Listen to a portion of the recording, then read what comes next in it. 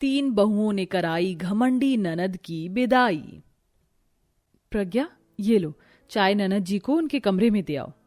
मैं ना बाबा ना। योगिता दीदी, आप मुझे कोई और काम दे दीजिए, लेकिन मौत के मुंह में मत भेजिए। सुबह सुबह बम की टाटा फटने को तैयार रहती है हमारी नकचिड़ी ननद। ओफो, तुम दोनों तो नितारा से ऐसे डरती हो जैसे वो तुम्हें खा ही जाएगी। हटो, मैं जाती हूँ। फिर योगिता चाय लेकर कमरे में जाने लगती है, जहाँ हेडफोन लगाई नितारा नाच गा रही थी। जानिया दिल से मिला ले दिल, जानिया दिल से मिला ले दिल, just chill chill just chill, just chill chill just chill, हम भी तेरे आशिक हैं, कभी तू हमसे भी आके मिल। तब नितारा की गलती की वजह से दोनों की टक्कर हो जाती है और नितारा घमंड से योगिता पर गुस्सा उतारने लगती है। What the hell is this? मेरी इतनी एक्सपेंसिव नाइट सूट खराब कर दी तुमने। अंधी हो, दिखाई नहीं देता। लेकिन ननद जी, मेरी तो गलती भी नहीं, मैं तो बस चाय देने आई थी। श्योर, सारी गलती मेरी है। कोई नितारा से लाउडर बात करे, I don't like that. Just wait and watch. Mummy, mummy, कहाँ हो तुम? तभी माँ मंजू और बाकी दोनों भाभी भी नंद के कमरे में आ गईं। क्या हुआ नितारा? मम्मी, आप अपनी बहुओं को समझा लो। समझी? आजकल बहुत कैंची की तरह जुबान चलने लगी है। देखो, मेरी बेटी इतनी लेट आई है। अपनी घमंडी बेटी की फुसलबाजी में आकर मंजू अपने तीनों बहू को डांट लगाती है। क्यों री मेरी बेलुड़ी बहू, एक ही तो इकलौती ननद है तुम्हारी, उसे भी खुश नहीं रखा जाता तुम तीनों से क्या? अब मजा आया उन्हें डांट पड़वा कर। ये अपनी तीनों भाभियों की आंखों में आंसू देखकर नितारा दिल ही दिल में खूब खुश थी। पता नहीं खुद को समझती क्या है, किस बात का घमंड है इसे इतना। वही तो बड़ी भाभी है एक हमारी घमंडी ननद, ऊपर से इसके 1000 नखरे। सुभान अल्लाह है, नाक में दम कर दिया, पता नहीं कब जाएगी इस घर से। नितारा मंजू की इकलौती बेटी थी, जो कि लाड प्यार में पली बढ़कर बहुत ही बदतमीज और अकड़ू थी, जबकि उसकी तीनों भाभी नरम दिल और प्यार भरे स्वभाव की थी। मम्मी जी, पापा जी, नितारा, सब लोग आ जाइए, नाश्ता लग गया है। क्या बात है बहुओं, खाने की खुशबू तो बहुत बढ़िया आ रही है। क्या बनाया है? जी, पालक के पराठे और साथ में फली की सब्जी, बूंदी का रायता बनाया है पापा जी। ये सुनकर नितारा ने भौं चढ़ा ली, नखरे करने लगी।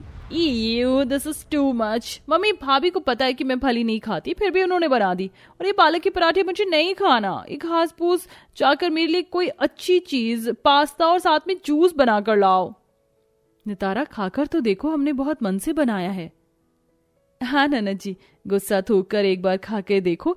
ये पास्ता वास्ता अंट शंट चीज है। देखो कैसी सूखा सा शरीर और ककड़ी जैसी कलाई हो गई है। मक्खन लगाकर पराठा खा लो। How dare you, you bloody तो कौड़ी की बहन जी। भाई, तुम किन गंवार को मेरी भाभी बनाकर लाई हो? आई मस्ट टेलिंग यू, इसकी चपड़ चपड़ बंद कराओ। ये कहते हुए नितारा घमंड में प्लेट गिराकर तोड़ देती है, जिसका एक टुकड़ा निभा के पाँव में चुभ जाता है। मैया री मैया। नितारा, इतना घमंड अच्छा नहीं है। मंजू जी, कुछ समझाती क्यों नहीं इसको? अजी तुम चुप रहो। तुम तीनों खड़ी क्या हो? जाके चीज पास्ता बना के लाओ अपनी नंद के लिए। जरा से भी नखरे नहीं उठा सकते अपनी ननद के। बेचारी तीनों बहुएं आंखों में आंसू लेकर किचन में आके पास्ता बनाती हैं। ऐसे ही दिन गुजरता है। घमंडी नंद बेचारी तीनों को अपनी उंगलियों पर नचाती रहती है। बस जीजी, अब तो हद ही हो गई। जब देखो हमारी ये घमंडी नखरीली ननद हमें खून के आंसू रुलाती है। फिर भी तो सासू माँ अपनी जान से प्यारी लाडली बेटी की साइड लेती है, मिर्च मसाला लगाकर बातें जो पेश करती है। और अब इसे सबक सिखाने का रास्ता ढूंढना होगा। इससे बढ़िया हम अपनी ननद के लिए लड़का ढूंढें।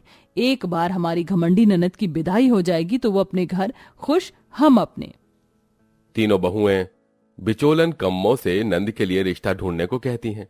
कम्मो पुलकित नाम के लड़के का रिश्ता लेकर आती हैं।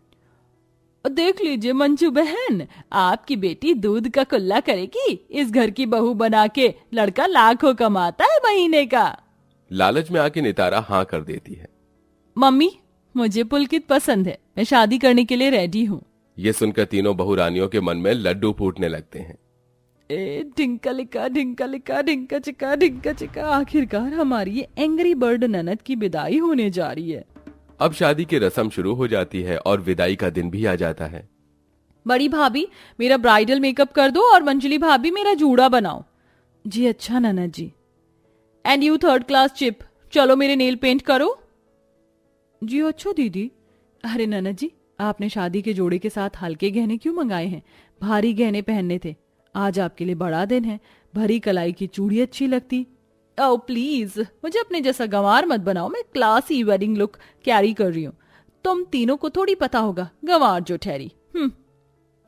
ट्रियो टैमरिंडा, अब जल्दी मेकअप सेट कर। जी कर रही हूँ। तीनों उसे तैयार करके मंडप में लाती हैं, जहां बड़े धूमधाम से उसकी शादी हो जाती है। और विदाई की घड़ी में तीनों भाभियों की आंखों में आंसू आ जाते हैं। अपना ख्याल रखना ननद जी, अच्छे से रखना। तीनों बाहें फैलाती हैं, लेकिन घमंड में वो गले तक भी नहीं मिलती। विदाई की घड़ी तक भी नितारा अपनी तीनों भाभियों का दिल दुखाकर ही जाती है।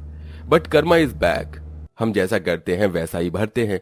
नितारा अपने ससुराल आती है, जहां उसकी नंद भावना होती है, जो कि उससे भी कहीं ज्यादा अकड़ू होती है।